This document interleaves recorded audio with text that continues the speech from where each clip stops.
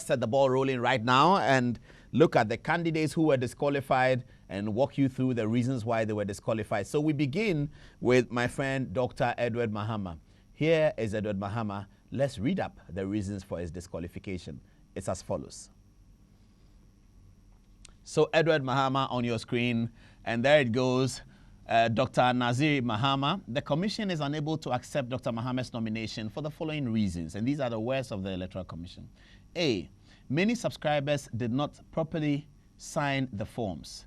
Thumbprints, signatures, or marks were omitted altogether. For instance, no signatures on page 16, 24, and 28. So here's a 28-page document, or probably more, that the Electoral Commission had meticulously run through and had identified that some signatures were omitted. B says that 2 subscribers to Dr. Mahama's nomination also subscribed for another presidential candidate.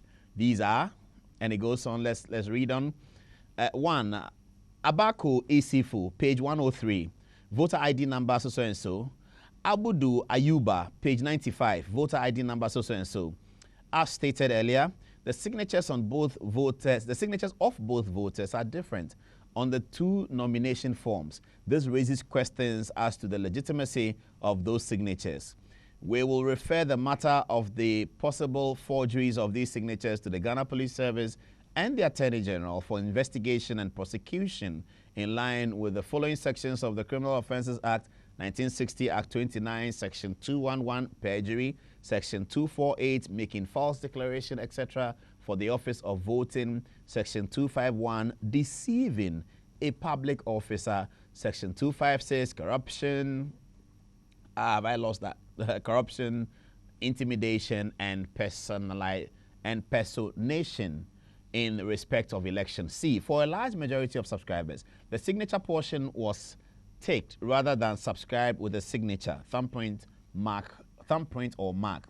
It is important to point out that a simple tick does not satisfy the requirements of the law for where a mark is made in lieu of a signature or a thumbprint. A mark is in law an X made by a person who is illiterate or too weak to sign his or her full name.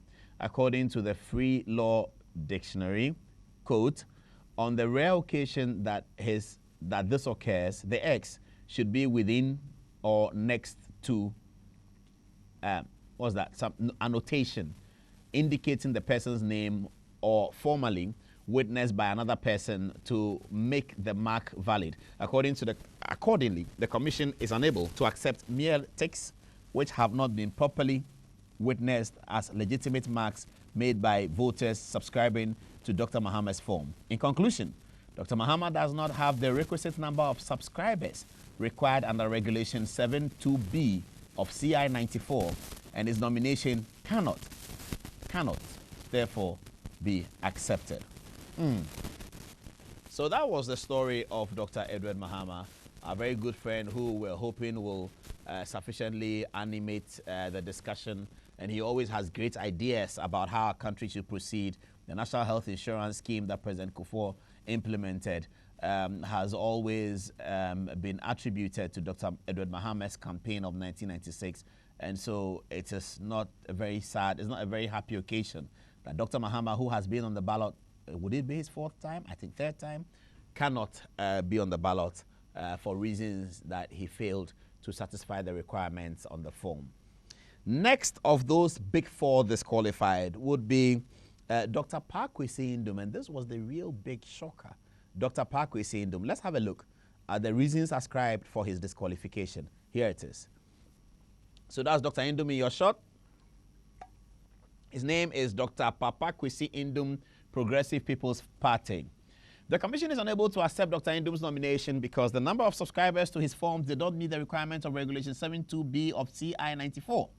The details are as follows. 1 subscriber, Richard Asida, or Asida, on the voters register with voter ID number, etc., endorsed the forms in 2 different districts, pages 21 and 39. The subscriber was found to be on the voters register in one district, thereby disqualifying his second subscription and reducing the total number of subscribers to below the minimum required by the law.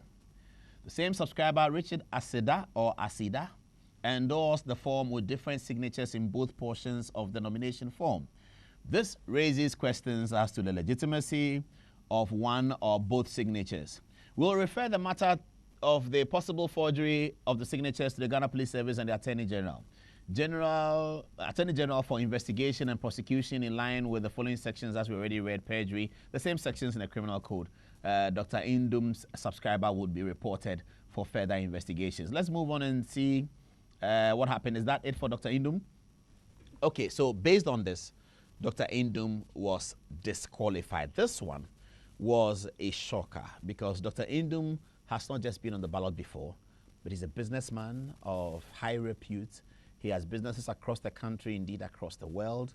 He has businesses in many other different industries. He is accustomed to the filling of forms and signatures and subscription. I believe he sits on many boards. He's director of many important companies. When he arrived in Ghana, he came as a director of the famous firm, one of the top 7, Deloitte and Touche, etc., etc. Dr. Indum has such tremendous experience behind him, including having contested as presidential candidate on the ticket of the CPP before, and I believe on the ticket of the PPP. How come that Dr. Indum finds himself in this position again? That's not very nice. It's sad. We'll come later on in this program to analyze who benefits from Indum being there. Does NDC or NPP benefit? Who is the best beneficiary of Dr. Indum not being there? Let's go now to see the next of the big four, Hassan Ayariga. He was with the CPP. He was a PNC, sorry, and then later he formed his own party, the APC. Here is Hassan. Dr. Hassan Ayariga, APC. The commission is unable to accept Dr. Ayariga's nomination for the following reasons. The candidate did not provide evidence on a statutory declaration as to his hometown or residence in the constituency as per the legal requirement. Okay, 2 subscribers to Dr. Ayariga's nomination also subscribed for another presidential candidate. This is in breach of Regulation 7.4 of CI 94. The implication is that the 2 subscribers are disqualified, and therefore, Dr. Ayariga does not have the requisite number of subscribers under Regulation 7.2b of CI 94. The details of the duplicate subscribers are as follows. Abaku Esifu, Abudu Ayuba. Are these names familiar to us? Yes, they are. They were in Dr. Mahama's form.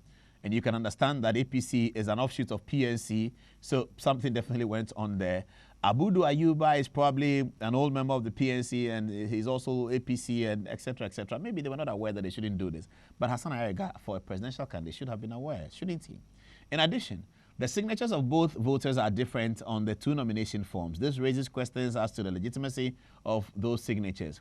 We will refer the matter to the possible forgeries of all these signatures to the Ghana Police Service and Attorney General for investigation and prosecution in line with the following sections of the Criminal Offences Act 1960. The Criminal Code listed there, Section 211, 248, 251, and 256. So that's Hassan Ayariga. Let's move on very quickly so we get into the more interesting parts of our discussion tonight. The next one will be Nana Kunedu Ajiman-Rawlings. The famous First Lady, former First Lady, the wife of J.J. Rawlings, founder of the NDC. Mrs. Nana Kunedu Ajiman-Rawlings. The commission is unable to accept Mrs. Rawlings' nomination because the number of subscribers to her forms, they don't meet the requirement of Regulation 72B of CI 94.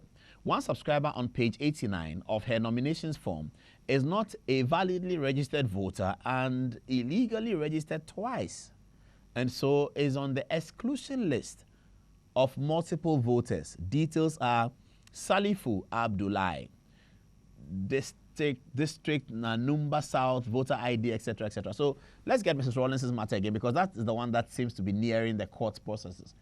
The commission is unable to accept Mrs. Rawlings' nomination because the number of subscribers of her forms did not meet the requirements of Regulation 72B of CI 94. One subscriber on page 89 of her nomination forms is not a validly registered voter and illegally registered twice, so is on the exclusion list of multiple voters. The details are as follows. So that's Mrs. Rawlings. So those are the big 4